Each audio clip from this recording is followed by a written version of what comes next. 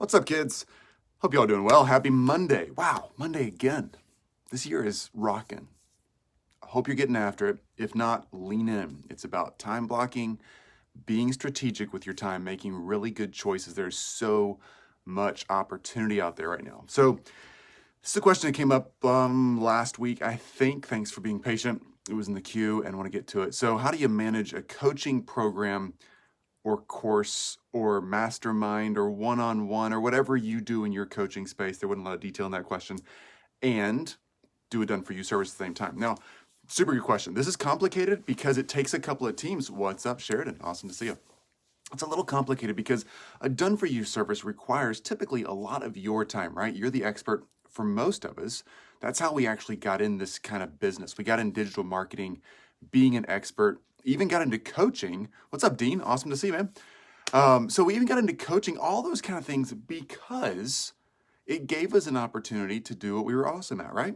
So we have a done-for-you service. We were doing websites, doing mindset work, doing logos, graphic design, video, whatever, because that's kind of how we got into it. And then, right, the progression goes along and people want us to coach. People start leaning in, asking us if we can coach them, their teams, teach them how to do it.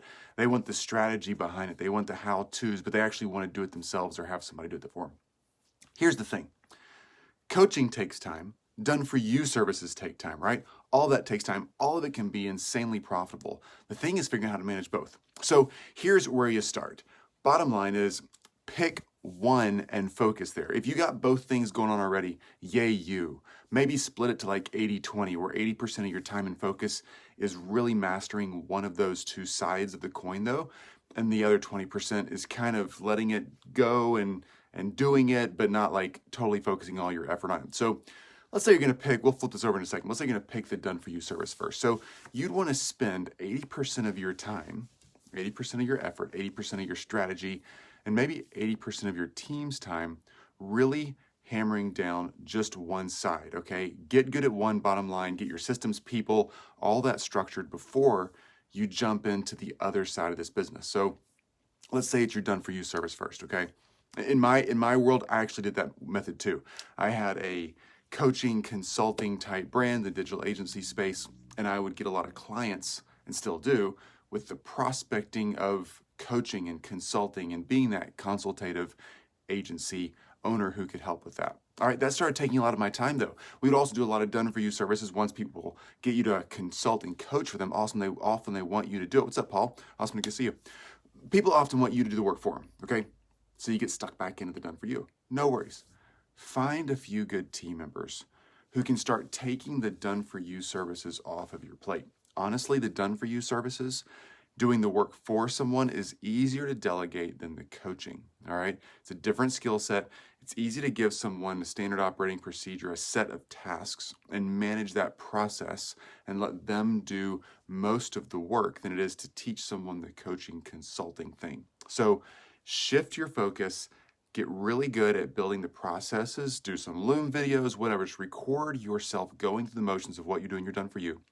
Hire some team members, VAs, local, whatever you want to do. Hire people who can just manage those tasks and get them off your plate. Noel, morning. Awesome to see you. And get that done, right? Get the done-for-you service stuff delegated and processed. And then you can keep using your coaching consulting skill on selling and prospecting and taking more clients in for your done-for-you service or your coaching service.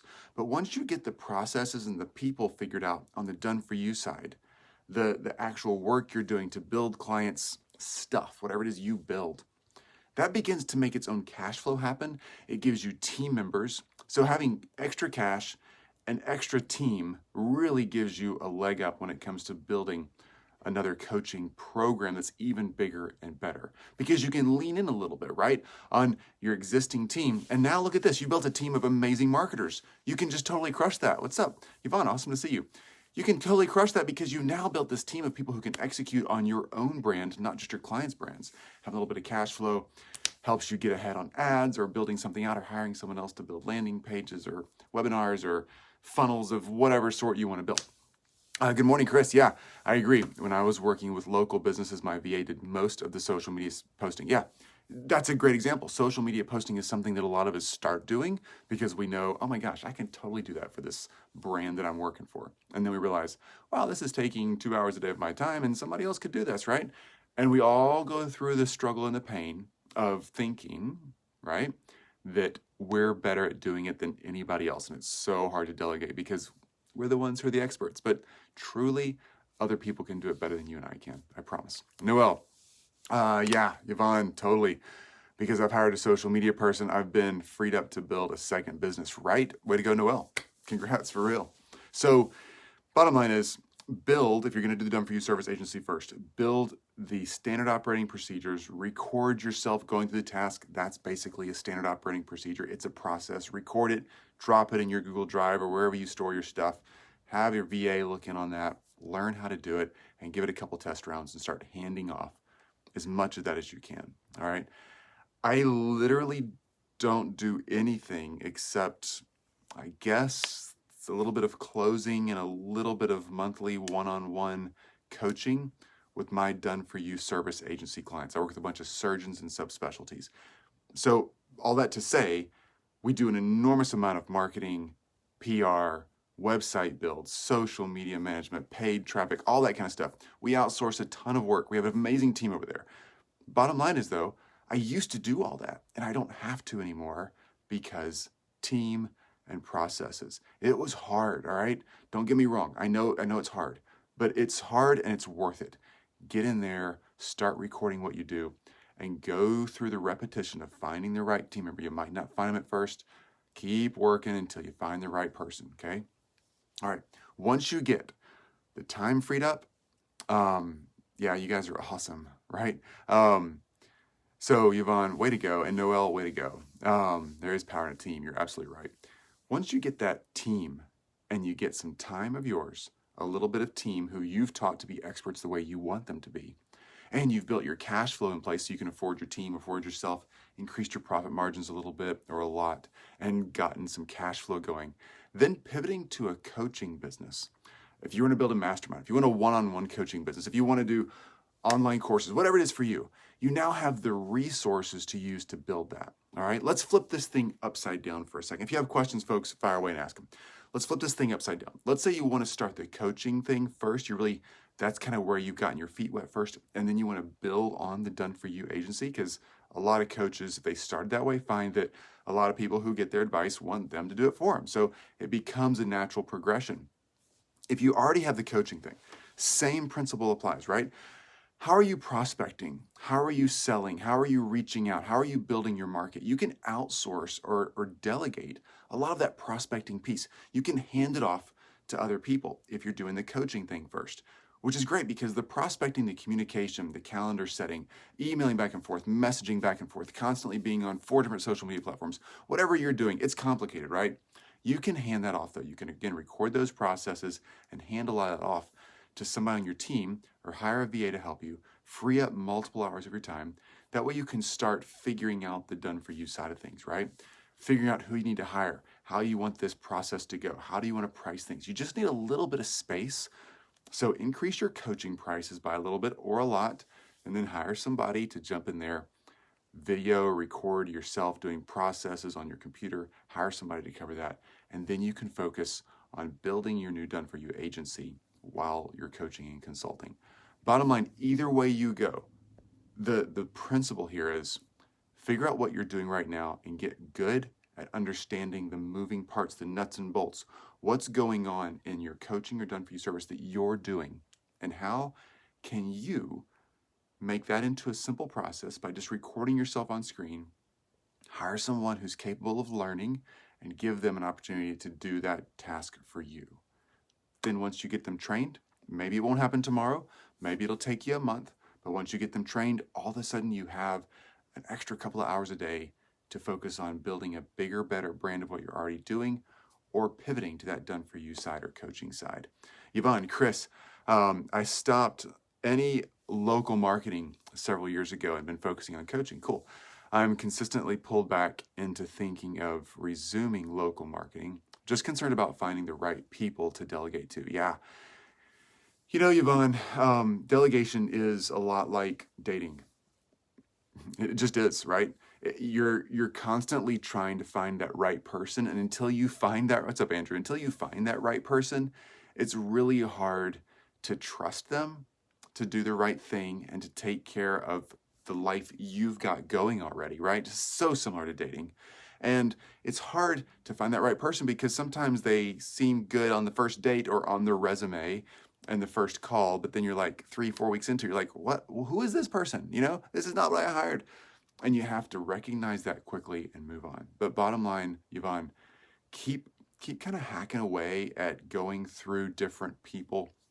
Find the right person.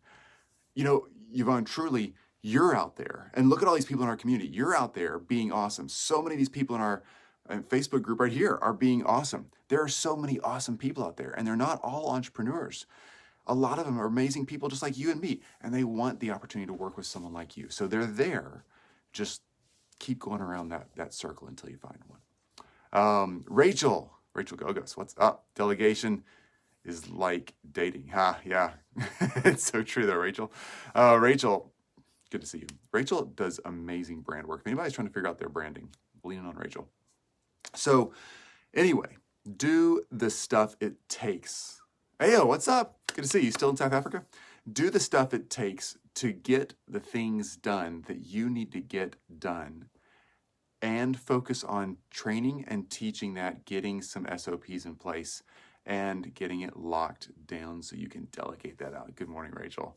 Ao and Carol up there. Ao is about to jump in and say where she's hanging out right now. They have an awesome paid and organic Facebook social media strategy session they take people through. It's really, really cool. If you see Ao up there, reach out to her. She's got so much good stuff going from a marketing and lead gen standpoint. They teach it, they do it. It's a great system. If you're looking for leads, she can get it done. Yvonne, great points, Chris. Thank you. You bet. So bottom line is yes. Figure out, yeah, Chris, still here with your best friend, Carol. She's not kicked you out yet. Well, South Africa, what a great place to hang out, especially this time of year in the summer. Oh my gosh. If any of you haven't been to South Africa, go in the Northern Hemisphere winter, Southern Hemisphere summer. It's truly gorgeous. Cape Town is typically, I see it on top 10 list of places to travel to just for natural beauty and city beauty all the time. It's absolutely amazing. So you bet. Great to see you. So ultimately, figure out what you're doing now, right? This is what freed me up to do both coaching, a coaching business, and a digital done-for-you agency, all right? This is what freed me up to have two completely separate lines of business in two completely separate markets. And they don't even know each other exists, right? Y'all know that I work with surgeons, but all the surgeons and doctors I work with don't know that I do this. I don't care if they do. It's just they're completely different markets, completely different businesses. Ultimately, you can do that. Just don't do both the same. Don't try to build everything at once. Build one, build a solid foundation. Get the team, get the money, get the time back that's important for you. And then use that as a springboard to leverage into the next opportunity. And the next opportunity will go so much faster. If you do two things at once, you literally might spend a decade trying to build two things at once.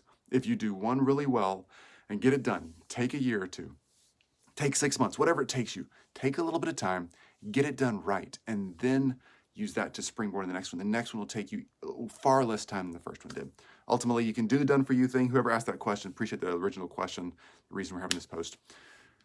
Figure that out. Figure out which one you want to do first.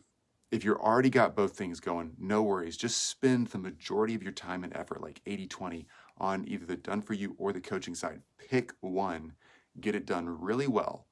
Just the next 90 days, next 6 months, just focus on getting everything laid out, everything structured, hired out as much as possible, cash flow up, selling at a higher mark, focus. And then once you've got one platform built, then step into the next one. It seems like you're going to be slow. It seems a little boring.